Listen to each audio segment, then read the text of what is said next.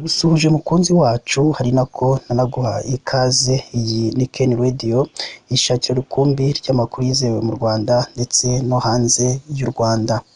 Murabyumva rero, ijwi ryanjye riri hasi cyane, si uko mwari mumenyereye ijwi ryanjye. Impamvu ni uko inkuru ngiye kubabwira hari inkuru ibabaje, inkuru yasakaye mu mitima y'abanyarwanda, twavuga ko ari inkuru y'incamugongo. Ndabizi umunyarwanda wese uza kuza kuyumva nawe iraza kuza kumubabaza. Murabizi mu mwaka w'ibihumbi 2020 hari imvugo yasakaye mu banyarwanda iba isereri muri bo. N'imvugo aho bavugaga ati uyu muhungu afite ubushyuhe, abakobwa bafite ubushyuhe. Iyo mvugo murabizi cyane, nta muntu utayizi. Rero icyo twavuga ubu ngubu, umuntu wazanye iyo mvugo ni umukecuru witaga Nyirangondo. Ubu ngubu yamaze kwitaba Imana.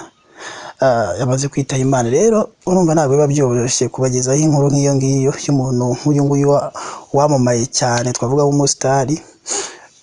Ntabwo biba byoroshye kubagezaho iyi nkuru. Niyo mpamvu rero nanjye mwumva ijwi ryanjye ritameze neza cyane nk'uko mwari mubimenyereye.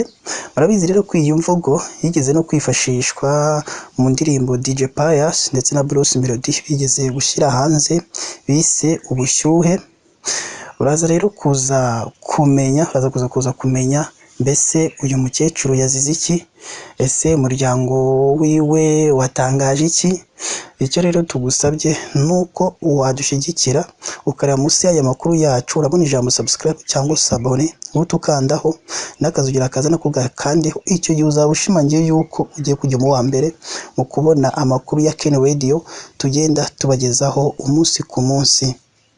Reka dufate akaruhuko, turaza tubabwira byinshi kuri iyo nkuru y'incamugongo yashenguye imitima y'abanyarwanda.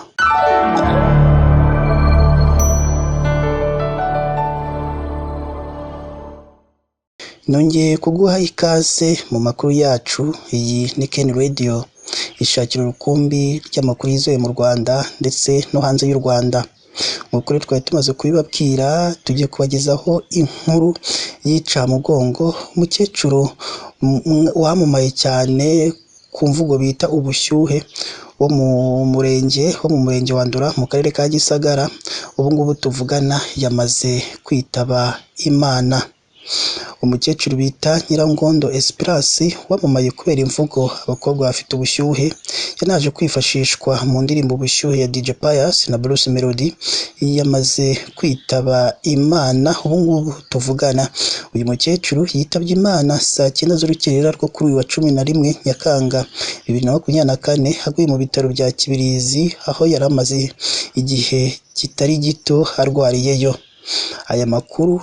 Aya makuru y'urupfu rw'uyu mubyeyi wari usanzwe utuye mu karere ka Gisagara mu murenge wa Ndora yemejwe n'umwuzukuru we Iradukunda Sandrine. Ahita anavuga n'igihe bazamuherekereza. Yavuze ko bazamuherekeza mu cyubahiro ku wa 12 Nyakanga 2024. Asaba abantu ko umuntu wese uzabona uko agerayo yagenda agaherekeza uyu mukecuru wakunzwe n'abanyarwanda benshi cyane. Uyu nyakwigendera Nyirangondo yitabye Imana afite abana 10. Icyakora yari asigaranye 2 gusa, mu gihe yakundaga kuvuga ko cyangwa yahamyaga ko yishimiye kubona ubuvivi n'ubuvivuro, ni ukubona abuzukuru n'abuzukuruza.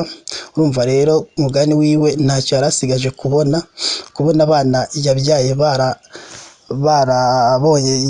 baramuhaye abuzukuru, n'abo buzukuru nabo bakabyara abandi. Urumva rero ko umugani wiwe nta kintu yari asigaje kubona. Ubwo umuhanzi bita DJ Pius ndetse na Bruce Melody ubwo basiraga uyu mukecuru mu murenge wa Ndora muri aka karere ka Gisagara mu mwaka wa 2020, yababwiye ko akunda Perezida Paul Kagame ndetse anamushimira bikomeye cyane.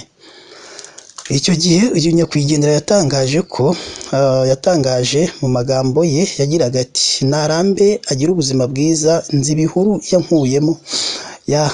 Icyo rero twese cyangwa nk'abanyarwanda bese, reka twifurize umuryango, tugomeje twihanganishe umuryango wa Nyirangondo muri ibi bihe bikomeye wihangane, kuko turabizi ko kubura umuntu bitaba ari ibintu byoroshye, biba ari ibintu bigoye, biba ari ibintu bigoye cyane.